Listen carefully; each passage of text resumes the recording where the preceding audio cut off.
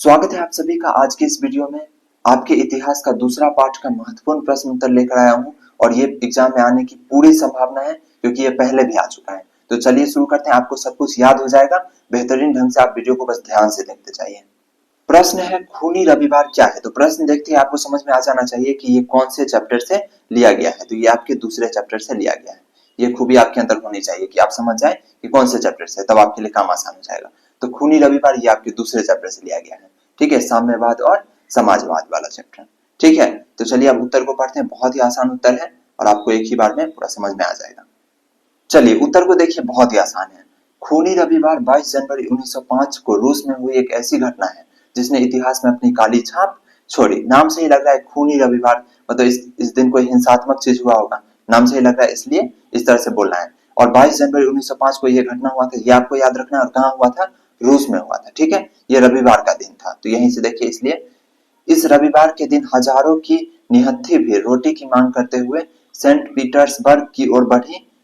ठीक है, जार की सेना ने जुलूस पर गोलियां चलाई। जार उस समय राजा था। ठीक है, जार की सेना ने जुलूस में गोलियां चलाई जिससे हजारों निहत्थे लोग मारे गए। ठीक है, यही घटना खूनी रविवार कहलाई क्योंकि रविवार के दिन खून हुआ था, खूनी रविवार। ठीक है, इस तरह से आप इसका स्क्रीनशॉट ले लीजिए। ठीक है, चलिए इसका स्क्रीनशॉट आप ले लीजिए, इसको नोट कर लीजिएगा, इसको याद कर लीजिएगा क्योंकि ये बहुत ही ज्यादा महत्वपूर्ण हो जाता है। 2020, 2021 और भी कई साल, कई बार एग्जाम में ये प्रश्न आ चुका है। अगला प्रश्न देखिए, यूटोपियन समाजवादियों के विचारों का वर्णन करें। अब यूटोपियन को हिंदी में बोलते हैं स्वप्नदर्शी। ऐसा इसलिए क्योंकि ये वे समाजवादी लोग थे जिनका बात तो अच्छा था लेकिन वो पॉसिबल नहीं था, प्रैक्टिकली उसको पूरी तरह से लागू करना असंभव था। इसलिए उनको स्वप्नदर्शी कहा गया क्योंकि ये सपना जैसा था। और क्यों था ऐसा, ये आप उत्तर पढ़ के समझ जाएंगे। तो देखिए, यूटोपियन समाजवादी विचारधारा की शुरुआत काल्पनिक समाजवादी विचारधारा के लोगों द्वारा शुरू की गई क्योंकि ये सिर्फ कल्पना करते थे, सोचते थे कि ऐसा होगा, ऐसा समाज कितना अच्छा होगा, लेकिन ये लागू नहीं हो सकता था पूरी तरह से। सेंट साइमन, इनका नाम आपको याद रखना है, ये फ्रांसिस के थे, फ्रांस के, और ये पहले स्वप्नदर्शी समाजवादी थे यानी यूटोपियन समाजवादी। ठीक है, अब चलिए इनका क्या विचार था, ये आपको विचार सुन के ही पता पड़ जाएगा कि क्यों इनको यूटोपियंस यानी स्वप्नदर्शी समाजवादी कहा जाता है। तो उत्तर को देखिए, समाजवाद के असली संस्थापक थे कौन? Saint Simon. इनका विचार था कि श्रमिकों के जीवन स्तर को ऊपर उठाना चाहिए।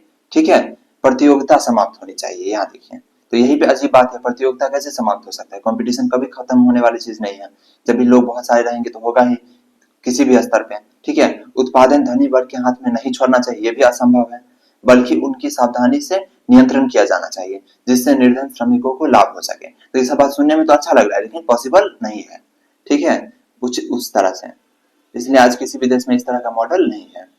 आगे देखिए, उसने घोषित किया कि प्रत्येक को उसकी क्षमता के अनुसार कार्य तथा प्रत्येक को उसके कार्य के अनुसार पुरस्कार मिलना चाहिए। ठीक है, ये सब किनका विचार था? सेंट साइमन का, जो कि क्या थे? एक स्वप्नदर्शी समाजवादी या यूटोपियंस थे। ठीक है, सेंट साइमन की सामाजिक व्यवस्था चार्ल्स फूरियर ने आगे बढ़ाई। ये दूसरा शख्स है जिसका नाम आपको याद रखना है। ये भी क्या थे? स्वप्नदर्शी समाजवादी या यूटोपियन समाजवादी। अब ये इनका क्या मत है वो आप समझिए।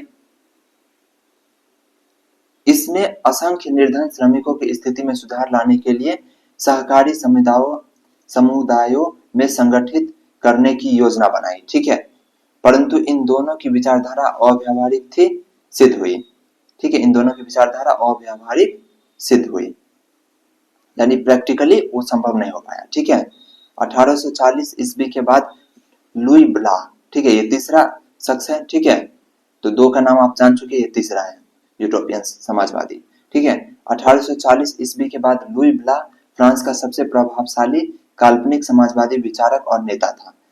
उसने राज्य में मजदूर के काम के अधिकार और उस अधिकार की प्राप्ति के लिए राष्ट्रीय कारखानों की मांग की। ठीक है, ये सब वो किए। लुई ब्ला का विश्वास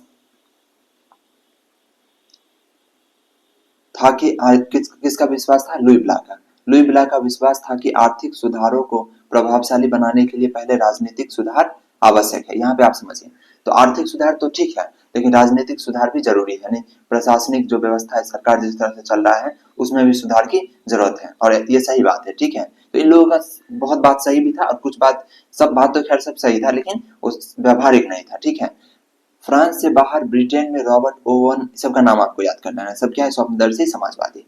विलियम थॉमसन, थॉमस हार्डिंसिंकिन, जॉन ग्रे जैसे काल्पनिक समाजवादी विचारक थे। ठीक है, इन सब का नाम आप याद कर लीजिए। ठीक है, और इन सब के बारे में नहीं लिखा है क्योंकि और लंबा हो जाता। ठीक है, 2-3 के बारे में जान लेना है आपको क्योंकि ये दीर्घ उत्तरीय है तो आपको लिखना पड़ेगा। यूटोपियन समाजवादियों के विचार समाजवादी आंदोलन के विकास में महत्वपूर्ण योगदान दिया। ठीक है, हालांकि उनके विचार को पूरी तरह से लागू करना संभव नहीं हो पाया, लेकिन उनके आदर्शों ने समाज में सुधार की दिशा में कई प्रयास को प्रेरित किया। ठीक है, तो इनका कंट्रीब्यूशन रहा। ठीक है, उनके द्वारा प्रस्तुत समानता, न्याय और सामूहिक स्वामित्व के सिद्धांत आज भी समाजवादी विचारधारा की एक महत्वपूर्ण हिस्सा है। तो इस तरह से आपको खत्म कर देना है अच्छा पढ़ाई करके। ठीक है, और इस तरह से ये उत्तर हो गया, बेहतरीन उत्तर है और आपको समझ में भी आ गया होगा कि क्या है ये चीज, और उम्मीद है आपको मजा आया होगा। तो इसका स्क्रीनशॉट ले लीजिए, प्रश्न यहाँ से शुरू है तो इसका स्क्रीनशॉट ले लीजिए,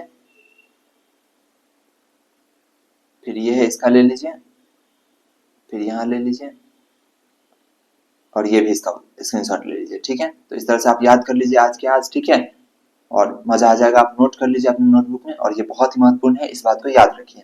और वीडियो अच्छा लगा है तो इसको लाइक सब्सक्राइब कर दीजिए और इसी तरह से पहला चैप्टर का जितना भी महत्वपूर्ण प्रश्न है उन सब का वीडियो एक ही वीडियो में दिया हुआ है, उसका लिंक आपको डिस्क्रिप्शन में मिल जाएगा, तो उसको जरूर देख लीजिए क्योंकि पहला चैप्टर क्या है, ज्यादा महत्वपूर्ण है।